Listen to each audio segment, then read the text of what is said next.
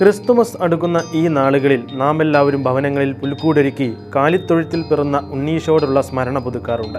എന്നാൽ ഒരു 5 നില കെട്ടിടത്തേക്കാൾ ഉയരമുള്ള തിരുപ്പിറവി ശില്പത്തെക്കുറിച്ച് പറഞ്ഞാൽ വിശ്വസിക്കുമോ? സംഭവം ഉള്ളതാണ്. ലോകത്തിലെ ഏറ്റവും വലിയ തിരുപ്പിറവി ശില്പം എന്ന വിശേഷണത്തോടെ ഗിന്നസ് വേൾഡ് റെക്കോർഡിൽ ഇടം പിടിച്ച കലാസൃഷ്ടി ഈ നാളുകളിൽ വീണ്ടും ശ്രദ്ധ നേടുകയാണ്. സ്പെയിനിലെ തുറമുഖ നഗരമായ അലിക്കാൻഡയിൽ സ്ഥാപിതമായ ശില്പം 2020 ഗിന്നസ് ബുക്കിൽ ഇടം പിടിച്ചത്. 1999 ഗിന്നസ് റെക്കോർഡിൽ ഇടം പിടിച്ച മെക്സിക്കോയിലെ ശില്പത്തിൻ്റെ 4 ഇരട്ടി വലുപ്പമുണ്ട് ഈ സ്പാനിഷ് അത്ഭുതത്തിന്. സഗ്രാഡ ഫാമിലിയ എന്ന പേരിൽ അറിയപ്പെടുന്ന ഈ തിരുപ്പിറവി ശില്പം ഡിസംബർ ആദ്യവാരമാണ് സന്ദർശകർക്കായി തുറന്നു നൽകിയത്. ജനുവരി 8 വരെ ശില്പം കാണാൻ സൗകര്യമുണ്ടാകും. ഉണ്ണീശോയ്ക്ക് സമ്മാനങ്ങളുമായി എത്തിയ 3 രാജാക്കന്മാരുടെ ശില്പങ്ങളും സഗ്രാഡ ഫാമിലിയുടെ സവിശേഷതയാണ്.